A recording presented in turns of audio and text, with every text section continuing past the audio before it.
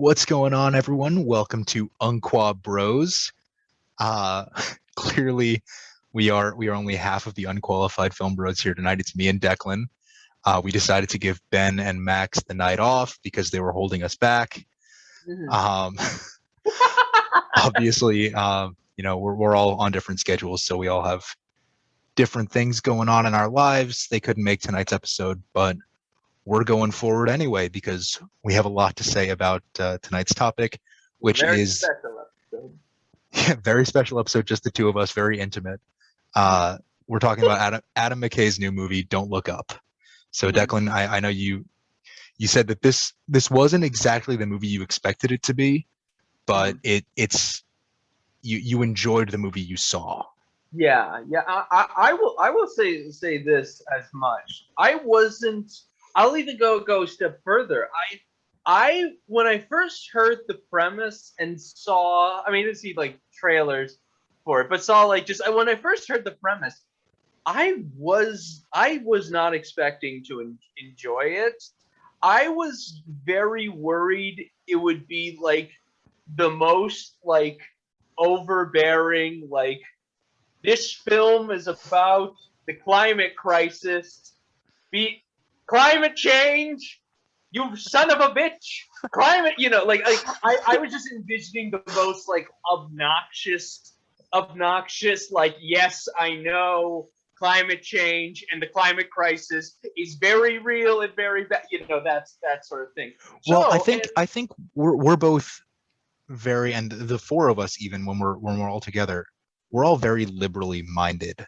Yeah. So, even though I think we could have expected this movie to get a little preachy at times, a little wokeness wouldn't have been that blatant to us because we agree with the subject matter. We know sort of the feeling of interacting with the public or with the government or conservatives in general, talking about the climate crisis. Obviously, it's blown way out of proportion with the deadly meteor or comet, as it's called in the film.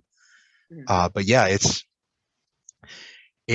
satire, but at the same time, it comes across as a genuine comedy.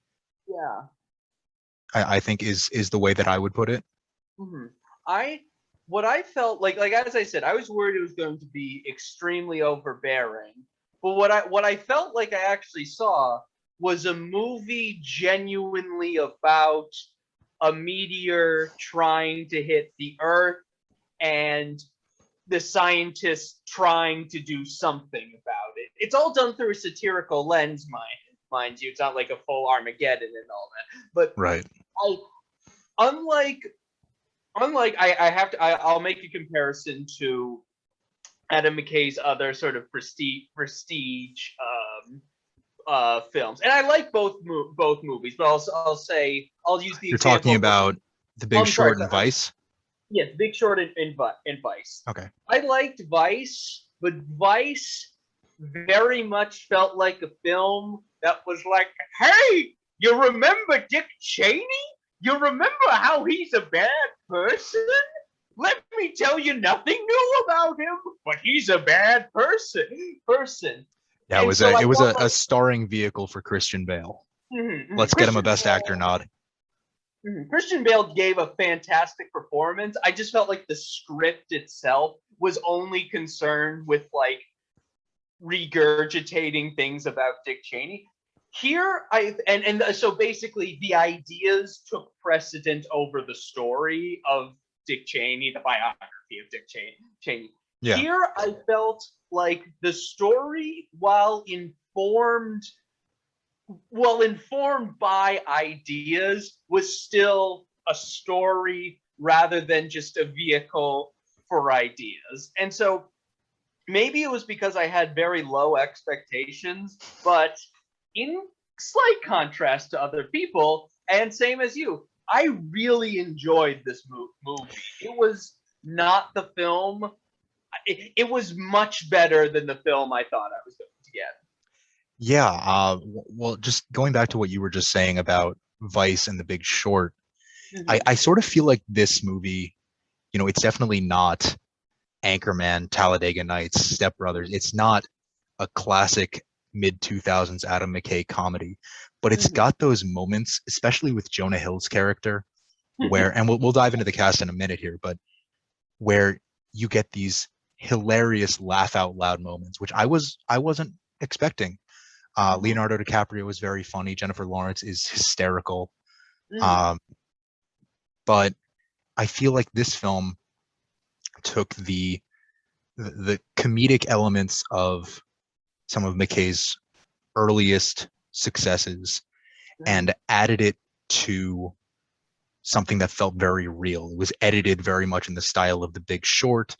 The subject matter was very, I wouldn't say similar, but it approached its subject matter in a similar way that Vice did. So what Adam McKay did was merge two halves of himself. And this, I love the film. I think this is, obviously early reviews are mixed so far because it's strictly theatrical and people are waiting to see it on Netflix in a couple of weeks. But I think this is, when all is said and done, I'm going to go right out here and say it. I think this is going to be one of Adam McKay's quintessential films. I must say, I was genuinely shocked when you told me that the reviews were mixed. And when I was reading some of the negative reviews, and you know, they're pretty good. They're pretty, I mean, they're well reviews and all the ones I've read. I was telling you this earlier. It feels like the critics, or not the critic, the people who didn't like it, saw the film that I was worried I was going to see, and not the film that I saw. And so it's interesting to me how people reacted so differently to it, kind of, compared to what it is. And it's sort of one of those things where it's not like I can easily point to one thing that's like, yes, that didn't work, but I enjoyed other parts more, or something like that. It's like, yeah, just a completely different reaction. That surprised me. I won't lie, that surprised me. I think a big part of that, in maybe the expectation versus reality-ness of what we saw, is that they chose to approach, obviously, this existential threat of climate change through the lens of an apocalyptic comet is coming toward the planet. So no one on Earth has ever experienced an apocalyptic comet before. We experience climate change every day. So I think the relatability of the subject matter might turn people off, in that it's almost too much of a satire. But then you look at the way it's edited and you see all these nature shots interspersed with the subject matter and the storyline. And then you get into the script where almost everything said, particularly by Dr. Randall Mindy, played by Leonardo DiCaprio.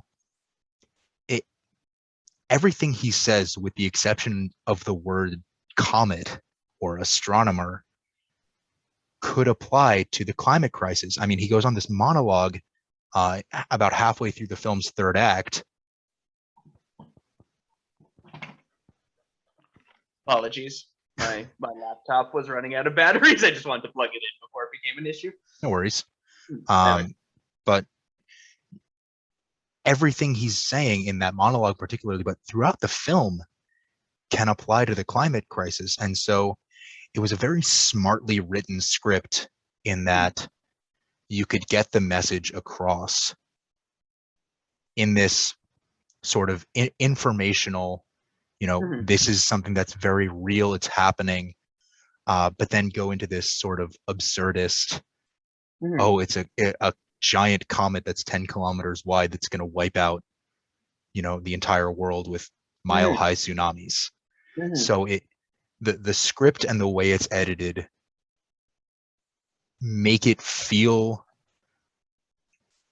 I don't want to overuse the word preachy, because it genuinely wasn't as a whole, but it gets the climate change message across in a way that audiences can enjoy, can connect to in terms of character, not in terms of story.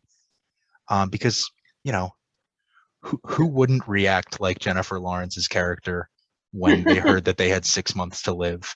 And what else would we expect from, and I feel bad saying this, but what else would we expect from politicians in the government than to listen to corporations about how we should approach existential threats? Like, what else? By the way, just briefly on that, Meryl Streep and Mark Rylance, amazing chemistry, but also their individual performances are just phenomenal. Did anyone else, I mean, I wish we had the full panel here for this, but did anyone else, Declan, did anyone else feel like Mark Rylance was just Elon Musk? Mark Rylance was such a presence on screen. In every moment. Like the thing that I feel like they were ultimately trying to go with, which I think which worked for me, was the slow realization that it's like, oh my God, this guy, he's smart, but he's not that smart, you know, and all that. Like he was such a weird but funny like persona. Like what? But he felt very real as a representation of corporation involvement. You know, one thing I also got to say, sort of similar to what you're talking about, like talking about how like parts of it felt very real. I would say this is a benefit for me for the film, and why I didn't feel it felt quite. It didn't feel preachy to me. Or well, I mean, it did feel preachy, but not like. But the preachiness didn't actually overshadow it. I feel like you could watch this movie and forget it's about the climate crisis. It's like it's difficult to, but I feel like, and that's a testament to the script and the performances that it's like, well, of course it's about the climate crisis. I genuinely feel like if someone just put it on and watched it and like it could still be taken as just a movie about the Earth getting hit by a meteorite. It could like just be. You're exactly right. It could just be a disaster comedy. Exactly. Yeah, and it would work. For sure. And that again, that was another thing. Like that was another thing that worked. Another film that I keep wanting to compare it to, even though they're not quite similar, but I feel like they provide an interesting contrast because because I'll use this film as an example of one where the preachiness goes too far. The film Irresistible, directed by Jon Stewart, it's a good movie. Like, it's funny. I did laugh at it, but that film had a climax where I won't go into it too much, but like basically a character literally stops the story and explains every single point that Jon Stewart was trying to make, like almost directly to the camera, and I agreed with what she was saying, and I was like, oh my God, like well, to your point. To your point, that there's films like Irresistible where the message of the screenwriter, of the director, are pointed right at you in the script. It's not breaking the fourth wall, but the script is literally saying the point of the movie. Yeah. But then, and I'm going to go back to another Adam McKay film here. You get films that legitimately break the fourth wall, like The Big Short. You get actors who aren't even involved in the film, just in these cutaway moments, explaining what's going on. So you're getting your message across through your story, but everything that needs to be explained, or the director's message or screenwriter's message, in the case of Irresistible, but these messages that are intended to break the fourth wall, in The Big Short, they separate them. And I think that's what makes the film really work, is that you've got a story that actually works as a film. It works as a film independent of the cutaways, but then all the points are being made through, you know, Margot Robbie sitting in a bathtub talking about finance. So the cutaways definitely enhance the film. Absolutely. And I think, Irresistible might have benefited from something like that. And you talk about the way the government works and the way elections work and politics and all that. You could have had cutaways. And I'm not saying Jon Stewart, he may have considered that. I'm not sure. But the film in some areas, and I love Jon Stewart. I love Steve Carell. Oh, yeah. Rose Byrne is the best part of that movie.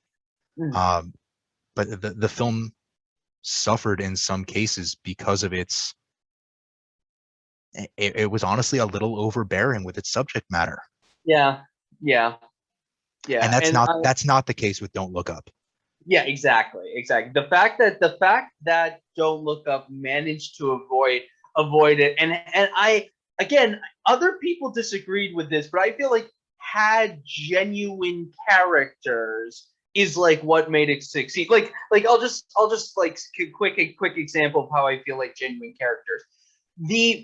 At the opening, the like initial like reaction to finding the comet, and then like calculating and realizing it's gonna hit the Earth, like that was taken. I felt like that was taken almost entirely like seriously. Or I mean, like for basically it wasn't felt like really real. Exactly. It was a very. It felt like real people. Like because I've never. I'm sorry to interrupt. No. Just like real people who are at first very excited to find this amazing astronomical phenomenon that isn't normally a thing, and then like coming to this like gut shattering realization that like there's that it's gonna hit the Earth. Like that could have been played that in a worse movie. That would have been some sort of joke or something like that. I don't even know what it would have been, but the fact that it was completely serious, to me, that's like why the film succeeded, rather than even trying to start the satire at the very beginning somehow. Like I don't even know how. Right. Like if you're a PhD candidate at Michigan State studying astronomy and you discover a comet, your first instinct isn't going to be, this is going to destroy the world. It's, I just saw this through a telescope. It's millions of miles away. I'm going to celebrate. And I think the performances of our two leads, Jennifer Lawrence and Leonardo DiCaprio, really feel genuine, especially in that moment, because we're being introduced to these characters, but we're also getting a very real world sense of what that experience would be like. And that's a credit to the cast. That's a credit to the script. Yeah. I mean, it's a really big shock that Jennifer Lawrence and Leonardo DiCaprio are good actors. But again, I wholeheartedly agree with you. I feel like the both of them ground the film in a really good way. It's like they have really funny parts, like Jennifer. The part with the snacks, I'll just say, which was a great running gag. It really was. Like it worked really well. It was so fun. It was so funny, but still, they were for the most part always serious, which is what made it work. Leonardo DiCaprio, I kind of felt like the one flaw I actually felt with the movie is that I sort of feel like Leonardo DiCaprio's character almost has to go through like a 4-act structure rather than a 3-act structure, because he has to go from like regular guy who learns this to like prominent scientist guy to like corrupted prominent scientist guy to regular guy trying to do the right thing again. And it's like, I'm glad by the end of it he was a regular guy trying to do the right thing. But basically this arc that I just set out here with my fingers right here felt a bit long. I don't know how it would be possible to fix it, but I sort of felt like they had to put a lot into the fit. Well, go on, Declan. Adam McKay watches the show. Tell him how you would have approached it. Adam, I know you're a big fan. I really like the other guys. Adam, let me give you some screenwriting advice. I should know. I one time wrote a play that someone told me was funny, so I'm the film student here. Go on, Declan. But still, it's like like there were definitely flaws in it, but I felt like there were minor. There were flaws that didn't really detract too much from the film for me, I would say. I feel like any flaws that were in the script, and few scripts are perfect. Obviously, we all have our favorite films. There are some that you're not saying right now that I know you want to make a joke about, but I appreciate you not saying it. It would make no sense to anyone who didn't personally know us, Right. That's all I'll say. But I think any flaws that can be identified in the script were alleviated in a sense by the cast. And I want to talk about a few members of the cast here that we haven't touched on yet. Cool. And that's, we've talked about Leo and J Law, and we've talked about Meryl and Jonah, but I want to talk to you about Cate Blanchett, who is almost unrecognizable in her role as a, morning news anchor, who is just the worst. And like, her character plays a big role in sort of the corruption of Dr. Randall Mindy, Leo's character. So I think that added to his arc, as you were just talking about. But then, having worked in TV news, seeing the role of the media in a crisis situation like this, obviously that's on a national level with the Daily Rip, I think the name of the show was. And I produce weekend evening news in Connecticut, but still, it's the way that the media is represented in the film, I feel is very accurate to the national corporate media. Obviously, local news is more detail oriented, more news oriented, but national corporate media, cable news, which I really got a cable news sense from what we got from Tyler Perry and Cate Blanchett. I feel it was an accurate portrayal in my experience watching, not in my work experience, because obviously I've worked in local news, as I've said, but just in watching, your average national cable news morning show, how would they react in, a situation where you're told on air live that everyone you know and love is going to die in 6 months? And how would you play that out over the succeeding period? So I'm curious to get your thoughts briefly on Cate Blanchett and also Tyler Perry, because he has this great dynamic with her character. I feel like this is like a weird thing, kind of. I'll just randomly bring up. I feel like Tyler Perry did a really good job here as well. Like both him and Cate Blanchett. It's no Boo to a Medea Halloween. But I'm kidding. Tyler, we love you. Friend of the pod, Tyler Perry. Amen to that. But it's like the two of them played together.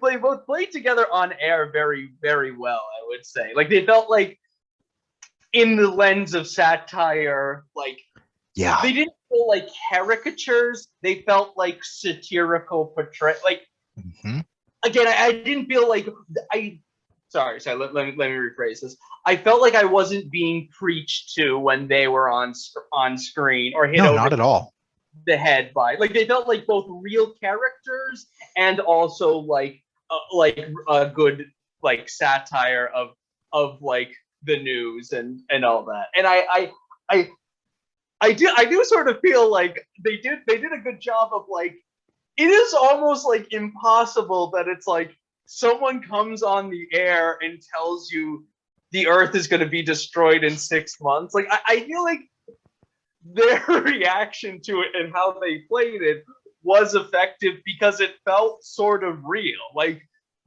what do you even do? Like, that's so like, yeah. I felt they did a great job. And you know, another person who I want to also give credit to, if like other people shouting out, Sure. I enjoyed Timothy Chalamet's performance here.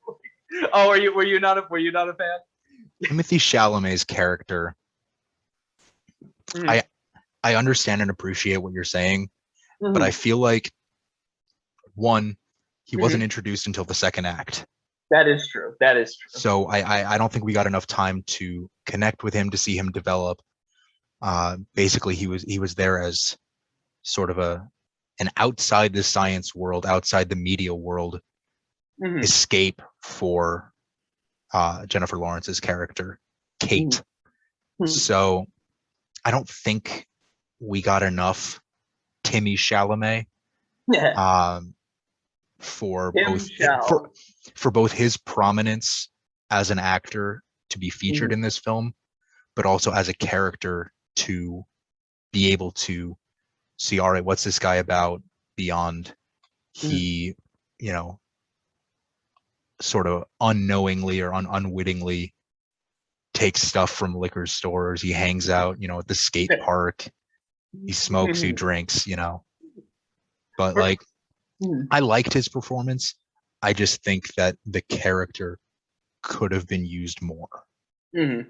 I definitely understand that. I think for me, I felt like he felt more like a comedic character, almost like a comic relief character. And so for me, in that sense, he kind of worked because he's sort of this, like he's this guy who like sort of comes in, and Jennifer Lawrence's character is like, screw it, we'll go with this or something. And I feel like I did find that genuinely funny. And I also will say, I think another reason I did enjoy it was I felt like it was Timothy Chalamet intentionally playing against his type of the normal type of role he plays, and for that I did find it Paul Atreides. Yeah, Paul Atreides, or even King Henry V, you know, in Netflix is the King. Go watch that; it's a good film. Shameless plug. Yeah, another Netflix movie, because we need to just get everything. No, yeah, but that's yeah. Sorry, what are you about to say? But one other actor I want to touch on, and then we'll move on from the cast, is Rob Morgan as Dr. Oglethorpe. You know, I'm not too familiar with his work, and that's a flaw on my part, because he's exceptionally talented, and that shows in this film, but he's also really funny. Like, he's not comic relief, but you know, he sort of plays this deadpan, you know, I'm saying something that's funny, but I don't know, you know, my character doesn't appreciate the comedy of it. And I think that worked really well, sort of off of the straight-laced, sort of bumbling, awkward, nerdy, geeky, dorky Dr. Mindy, but also Jennifer Lawrence's character, Kate, who was more, you know, spread the word, everyone's gonna die. So I think having that third, that tertiary branch, the third character involved in the main events of the film, I think he did a great job with that. I don't know about you, but wonderful performance. He did another, again, very important thing of balancing being funny and also being serious. You know, again, I feel like that's been there's been a running theme of why I enjoyed this film so much. But I feel like he both could deliver like serious points, but also, again, as you were saying, just like be really funny in his scenes, and just sort of like in like a low key way, and like again in a less well written or maybe more preachy script, he would have just been this like complete guy who had no idea what he was doing, and it was like a two-dimensional character. And here he felt again sort of like what a real higher up in NASA who suddenly got this information would be doing. You know, he didn't feel like a parody. He felt like a real person. He felt very real. And that I think again, props to him. I don't know him either. What's his name again? Rob Morgan. Rob Morgan. Yeah, I don't know him as well, but he did a phenomenal job here. Again, played off of two of the biggest, played with many scenes with two of the biggest celebrities of our time, and was completely on par with them. He matched them moment for moment. That was an achievement, and yeah, he did a fantastic job. Just one more quick note on the cast: Ron Perlman. It's just I'm gonna keep this to just 5 seconds. The guy is a fantastic character actor for the role he was in. You know, we're not going to talk about his other performances in his career, but just the three moments, the three scenes he was in, because he wasn't in anything more than that. Maybe he was on screen for, I don't know, 2 minutes in a 2.25 hour movie. Just Ron Perlman, what a guy. I hate how funny I still find the scene where he's talking to the camera. I was like saying just the most horribly racist things. It's like, God, it was like so like, oh my God, but it was all like it felt, oh yeah. All right, Declan, try not to get canceled. Damn it.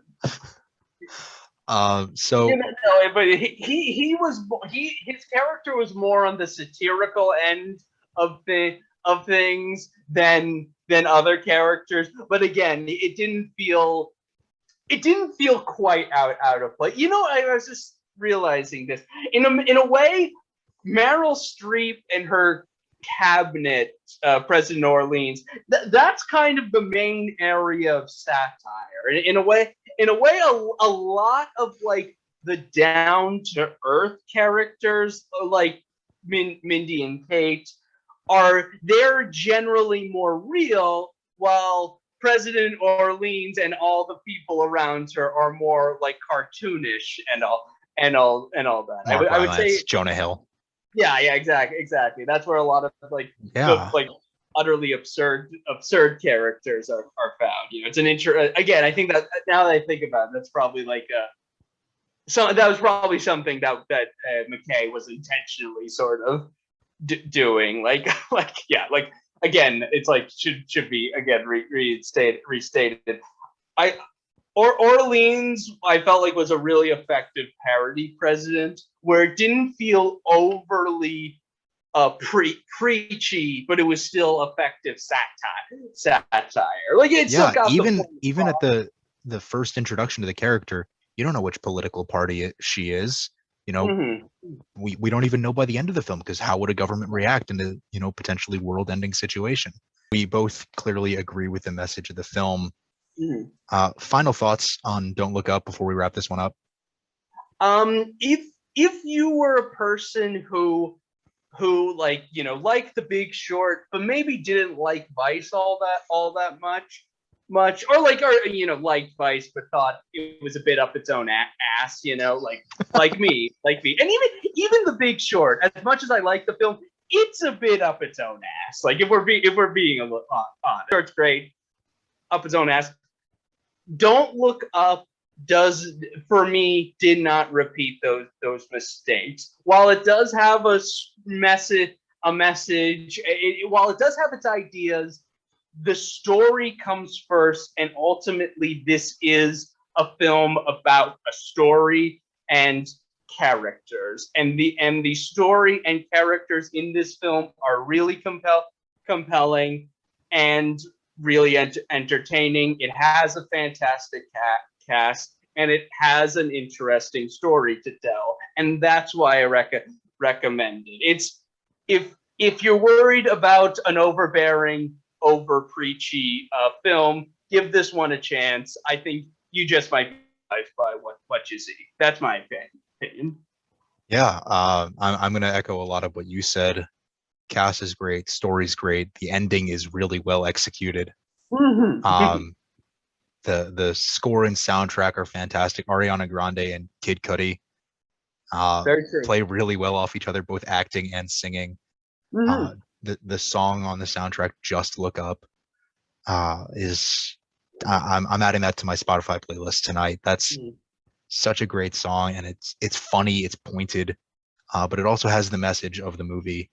So I just wanted to get that out there. Mm-hmm. The movie early reviews are mixed, as we said, but again, people are going to wait till it's on Netflix starting Christmas Eve. It's in theaters right now. We both loved Don't Look Up. Hopefully we can hear thoughts from Max and Ben about it at some point. But go see it on a big screen. The visuals and the sound of Don't Look Up are fantastic in a theater experience. For sure. Don't wait for it to be on Netflix, or wait for it to be on Netflix, but then go see it in a theater. We will be back with an early episode next week, because we're all really excited to talk about Spider-Man No Way Home. Oh, I thought we were talking about. I can't even make a joke about. You already rapid reviewed West Side Story, so what are you gonna mention here? The Blu-ray release of Last Duel. No, I don't know. All right, that's enough Ridley Scott for the night. One mention and that's it. So Don't Look Up. Go see it. We loved it. We'll be back with an episode on Tuesday of next week, Tuesday the 21st of December, to talk about Spider-Man No Way Home. We'll have the full panel back for that one. So we're really excited for it. We will see you early next week. Take it easy.